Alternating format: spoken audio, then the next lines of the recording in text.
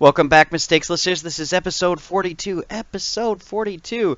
This episode was recorded on December 15th, 2015. It's getting very near Christmas. It's getting closer to Star Wars. Only a day away.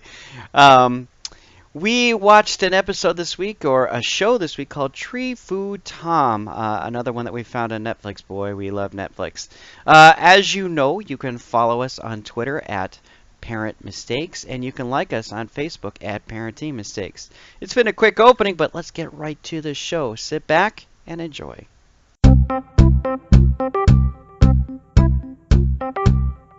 Hey, Dave. Yeah, well, so I just want to say to our audience that I am sorry, but we've actually had some technical difficulties. We've been trying to be consistent with our Tuesday, Thursday releases, and obviously our episode last night is the episode that went out on Monday, which we actually wanted to release on Thursday. So that was not intended. We're not trying to, mess with people. We're just having struggles with the internet. All the millions and millions of people that listen to us have now been calmed. I'm calm. Makes me feel better telling our millions. We got millions of problems. So I got a parenting story. Well, I guess it would be a scenario. Yeah, I think in the pre-show that you were basically saying that this is a part two of a two-parter. This is part two. Well, we talked in a previous episode about my son, Jonathan, and his desire for a PlayStation 4. Yes. Which is the latest and greatest from the Sony Corporation in the gaming world. And I think we probably talked about whether it's a good thing to allow kids to buy video game systems, whether it's a good thing for them to spend their money on that, particularly because it's a pricey item. It's not an action figure. It's not a candy bar at 7-Eleven, anything like that. So what we basically came up with, and well, it's also a lifestyle change. It's not like I purchased Han Solo the figure and 2 days later it's like nothing ever happened, right? Correct. Unless, of course, you're the kid that didn't unbox Han Solo, and then 30 years later he ends up having $1 million. Right. Right. Which I wish I would have been that kid. Yeah. For all my gosh, figures. have you seen some of those Sotheby's auctions this week? Oh, yeah. Oh, ridiculous. Crazy. All right, so we came up with a deal. We are going to allow him to purchase the PlayStation 4. Yeah, now, as I recall last time, the hard part for you as a parent was such a massive purchase that should be money that should, be saved, right? Right, money for should college and that sort of thing. Going off to, say, more productive things. So we sort of tried to accomplish two goals with that. One is him sort of learning the value of money and saving up to purchase something, but also putting it towards something that's maybe more edifying long term. Sure. So we basically said you may purchase this at the end of the school year, assuming you meet a GPA threshold that we set. Mm-hmm. Which he's in high school, and so if he meets that GPA threshold, that will potentially put him in a position to maybe earn scholarship money in college.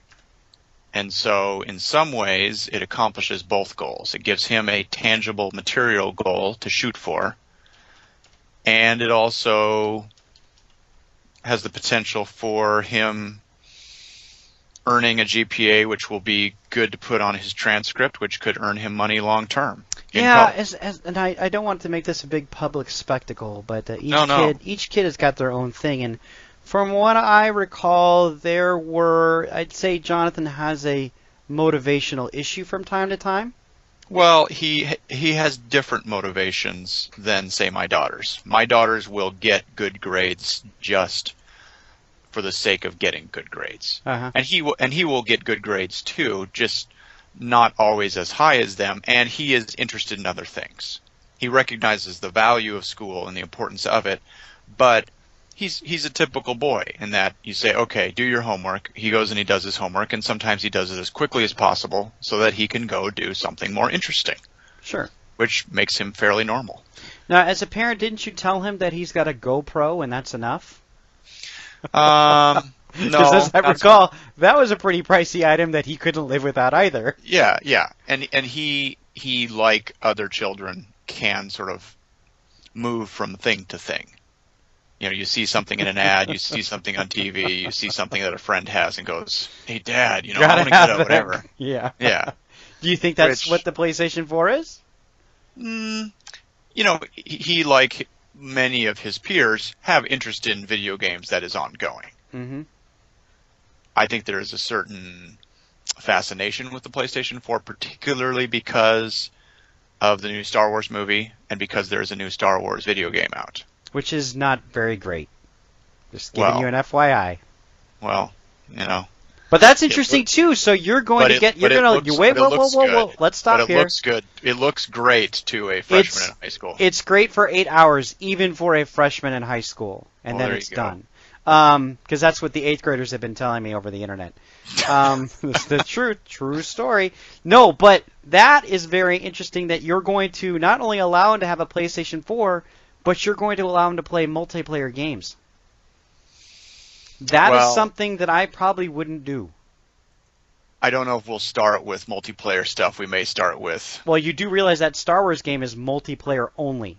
Is it really? There is like a tutorial single-player thing, but you can play with other people, but it is primarily a it is exclusively a multiplayer game. Well, we'll cross that bridge when we come to it. Well, I'm just saying, it's two things. It's not just one thing you're doing. Okay. You are basically saying, I will let you have a gaming console, but not only that, but I'm going to let you play online with 44-year-old weirdo. Can I turn off the dialogue? I don't know well enough to know. I know that on the Xbox you could not. Okay. I don't know if that's the case now. I know on the PlayStation 4, in a lot of the games that I've played, the dialogue is just there by default. So yes, you can mute the mic, but you're going to be playing other people's. I don't know if you can mute the chat. Okay. Well, I'm going to find that out. Yeah. Just giving you an FYI, you're basically doing two things there, which is A, I'm going to let you play online with everybody in the world and let that come into your house, along with, hey, you got a PlayStation 4. Well, and we're the type of people that if that's the case, then the game will not be played. If he has to be with the general public, right? Then most likely he's going to be. I don't want to school you on this, but this is my world, fine. And Good information. Well, it's interesting. What's interesting to me is that the multiplayer component of both the Xbox One and the PlayStation 4 are half of that product. Like, half of whatever you do is multiplayer. It's one of the reasons why you get these consoles, because it's very easy to hook up with people online. Right. Where a PC, you can actually put a lot of barriers here and there on a lot of that, and there's a lot of independent games. Most of the games on both new consoles are multiplayer-centric. And we, to this point, have not done any online gaming with the prior video game systems. Right. No, and I would say, and I dare say that the majority of the fun that I have on my PlayStation 4 is playing multiplayer games. It's very easy to do, and it's a lot of fun. So there you go. But I would love to say that everybody is of quality online on my PlayStation 4, and that is not the case. Yes, that is not the case. So I'll say this. And what's interesting to me is you need to ask him what games he wants to play on that console. Because if he's saying something like, well, I just want to play this particular game and it has no multiplayer, great, right? But then that limits the amount of games that he can actually play on that console. Oh, well. Like, literally, probably say about 1/3 of those games he will only be able to play. That's okay. Well, I'm wondering if that's worth it to him. Well, when we get to that point, we'll explore that. Yeah, there is a part 3 that I am dying to see how this plays out. I'm so sorry. I find this utterly provocative because I'm like, how are the Pfeiffers going to work this out, right? Well, but it's one of those things that I'm not that concerned about because in the end, I'm going to make a decision that is best for my child, whether it makes him happy or not. So if we discover that there's really no way to do this without him being exposed to all the weirdos and foul-mouthed people that are online and expressing all of their juvenile frustrations, then we're not going to do it. Yeah. It's that simple. And it's not that hard because we're comfortable doing that. Yeah, no, like I said, and I want to know, like, will he, whatever it takes, I'll get a PlayStation 4 with the realization that half the games he can't play. Yeah. Well, like, we're including Minecraft in this as well, right? Minecraft is multiplayer. Right, but to this point, we've stayed away. We've been able to stay away from interacting with people. I mean, you interact with characters, but you're not chatting with them. You're not seeing their text, that sort of thing. Yeah. So, all right, time for an awkward segue. We don't have one, so let's just announce it.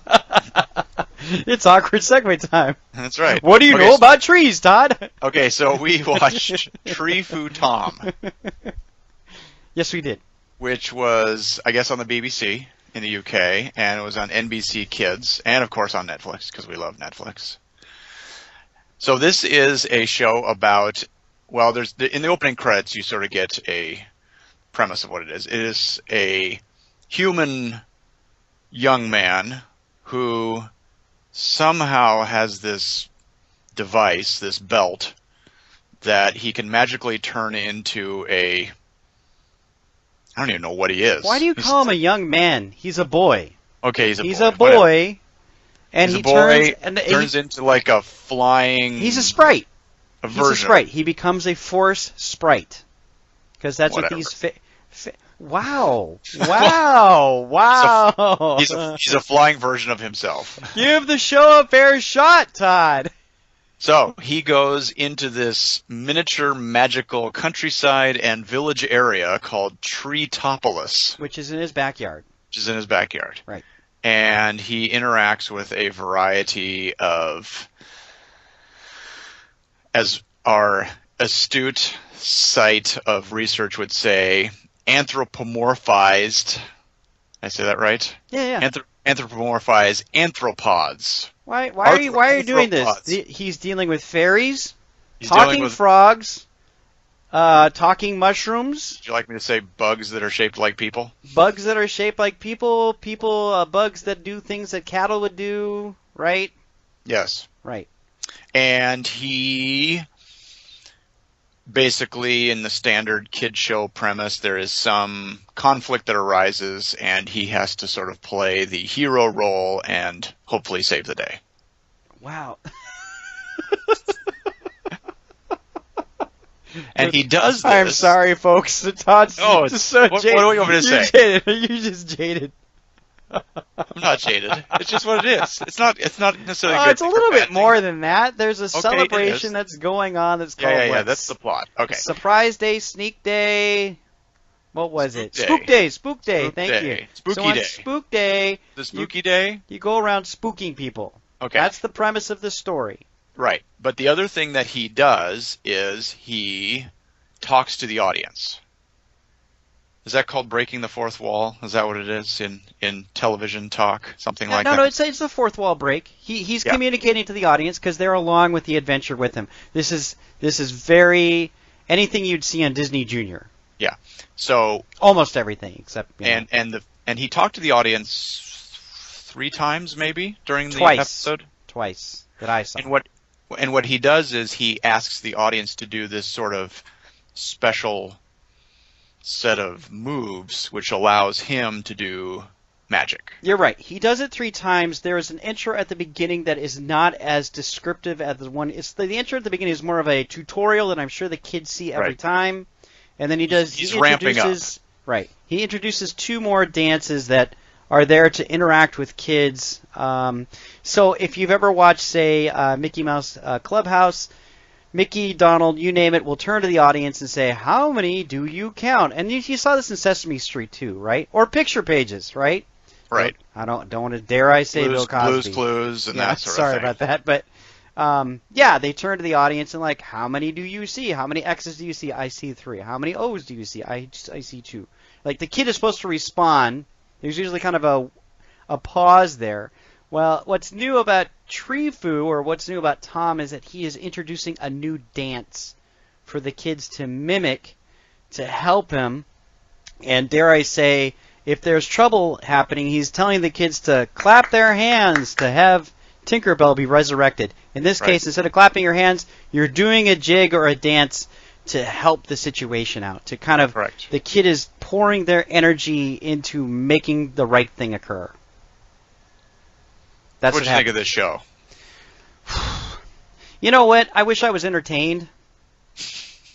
Man, I know it sounds like at the beginning I want to give this show a pass. Yeah, you're giving me a bad time. I'm giving you a bad time, but man, I always want to be careful because I know that there are people putting a lot of effort into these shows, but I've watched a lot of these shows, and quite frankly, it's just boring. It's just kind of boring.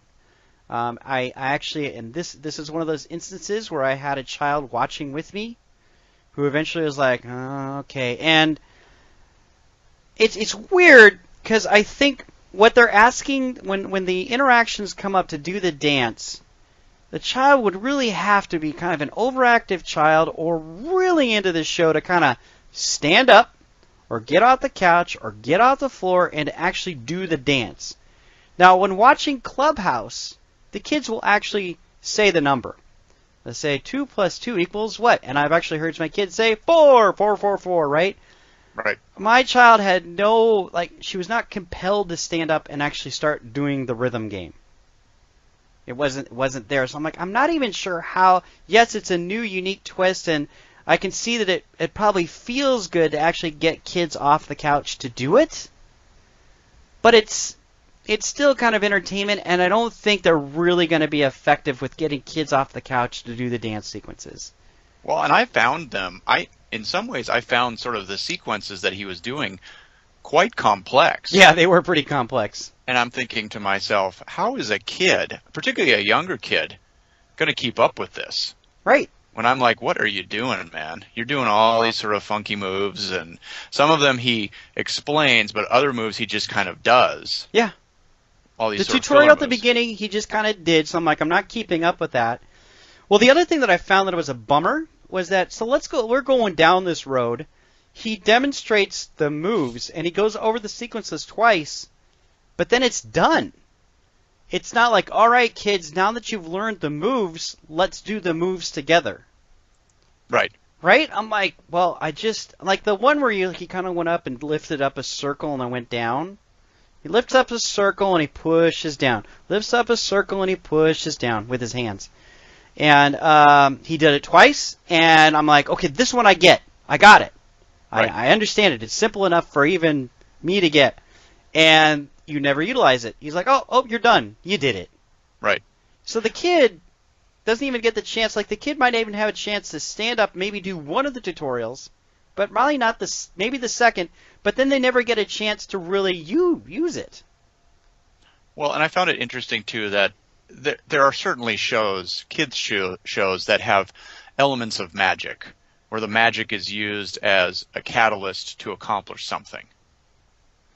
And I almost got the impression that the premise of the show was, okay, we're going to do our best to solve our problems in a practical way, but push comes to shove, we're just going to have to break out the magic, because we don't have a solution here. Right. There is no good solution, so let's just. It was kind of. It's just sort of kind of a gimmick. It felt like, I really hate to make this parallel, but I'm going to do it anyway. It sort of felt like the Knight Rider episodes, where it's like, okay, at least 2 times during the show, we've got to do some sort of tech dork thing with the car. It's just a requirement that Kit has got to do some sort of gadget thing. Sure. Display some sort of tech power. And so they're sort of like, all right, it's like a commercial break. Okay, we're at a dance move thing here, so let's have them do the little magic thing. Which they don't even, my frustration is they don't even give them the chance. So, yes, I agree with what you're saying, and I'm sure that is in every single one of their episodes, and I'm like, if this really is one of your core aspects of your show, at the very least, give the kids chance to actually stand up, maybe even instruct them to stand up and say, all right, now it's the time to do the dance move part, and then try to do more dances. I mean, the show starts off, that's how it starts off. This kid dances and jives around, and it's kind of fun to watch. And the cartoons or the animations like that, too, where they're like, hey, we're going to do dancing. And, I mean, imagine if this cartoon really was all about dancing versus just your classic, kind of kid educational. I mean, Mickey Mouse Clubhouse is great and all, but it's done over the top. And this had a chance to break free of it. Like, instead of just tree foo, why not just dance foo, Tom? Right. He lives in a dance world, and he's constantly active. And parents are there and like, if my kids are watching this show, then they actually should be getting up and dancing because the entire show is going to be about dancing. Instead, this is like a 30-second blurb where it's sort of like, we're making an effort to do something different. But it has no impact whatsoever. So, I mean, it's an interesting. I mean, the show itself and the plot is incredibly predictable. It is sort of your standard. Here are the good guys. In this particular show, it's Spooky Day, which turns out to be sort of prank day, except they're supposed to be nice pranks. Which really, that was another point that frustrated me. What's the measurement for prank? The mushrooms, who are the villains, really want to prank. They want to slime people right on prank day. Right. And they're constantly told, well, I'm sorry, that's not a really good prank. It's not a friendly prank. And it isn't really explained to us. And this is always one of those things where we say, okay, as parents, do we want our kids to watch shows that basically say, all right, there are two types of people in this world. There are the good guys, and then there are people that just kind of run around and just create mayhem just for the sake of. Right. And that's really what the antagonists do in this show. They just sort of they are presented as, here are the bad guys. They do bad things. We don't know why. And in the end, they're going to be thwarted and have their prank blow up in their face. Yeah. And you sort of say, okay, well, that's nice and all, but what's the point? What are we trying to get at here? And throughout it, the basic plot of this episode is sort of your standard wrongfully accused idea. The good guys are constantly being accused of things that they did not do themselves. They're feeling like they're being persecuted unfairly, and the audience is supposed to feel sympathy for them, which we get it, but at the same time we sort of go, all right, they're going to get vindicated at some point. Now, if you're a kid, is there a certain intrigue to it? Probably. But I don't know. I feel like this is sort of a very standard structure gimmick show. Yeah, and and the other point too, it's not very strong writings. The characters, I don't find that intriguing because they're all pretty generic. And I found my mind wandering, thinking, what would I do with an invisible ring? Because the villains get a ring that turns them invisible so that they can cause pranks and not be seen and get caught. And I'm like, man, they got an invisible ring. All the things you could do with an invisible ring, and yet you choose to do this. Right? It's like, and I'm not their target audience, but at the same time, you're not drawing me in. We've watched a lot of children's programming now, and I can tell you there is good children's programming where I find it absolutely intriguing. And I think that kids find it intriguing. But when you're just throwing out powers willy-nilly, and basically it's for the sake of the plot, not the actual show itself, just, hey, how are we going to get around this problem? We'll just give them invisible rings. Brilliant. That's a great idea. But I'm like, you put that in there, and you're like, you could have a whole TV show around invisible rings. It's an overpowered, poorly written subplot. Yeah. Which is a distraction. The caveat is that this is, again, sort of your standard, I don't know. It's innocent television. It's not bad. It's fairly clean. It's just there. Well, I would say this. I think the mistake here is, again, we've talked about kids' entertainment and whether or not something is going to hold. Like, for example, my wife is working out right now. They're going to watch a show. If they sat down to watch Tree Fu Tom, they'd be not watching Tree Fu Tom, and my wife is not going to get her workout done because it's not going to hold their attention. Well, it might. You don't know that for sure. I do, because I had my daughter watch it with me, and she's well, like, there you go. I think I'm done, Dad. I don't want to watch this anymore. course, and you could sit there and say, well, that's just your kid. But I'm like, I mean, Yeah. it's a part of our job here, and I'm That's thinking, right. I don't think this show is going to hold the attention of a whole lot of kids because it's just not that good. There you go. Yeah. Sorry, I'm very passionate. And now we just have to push the button on our belt and fly out of the treetopolis and go back to our house, True. which he does at the end of the episode. Yeah. So we have media outlets, other media outlets, right? We have Twitter, Yeah. Parent Mistakes. You can follow us on Twitter, and you can like us on Facebook, Parenting Mistakes. We'd love for you to like us. We'd like for you to like us too, and give us feedback, shows we should watch, things we should improve, all that kind of good stuff. I know this might sound crazy, but we're also on iTunes. If We there are on are iTunes. people that are strictly just going from Facebook to say Podomatic, I think, if you want to, you can tell your friends we're on iTunes as well. That's right. Search for Parenting Mistakes on iTunes, and you'll find us. You can also place feedback there too. Yeah. And you can ask us for more PlayStation 4 discussion. Oh my word. You bet. Here we go. So, that's it.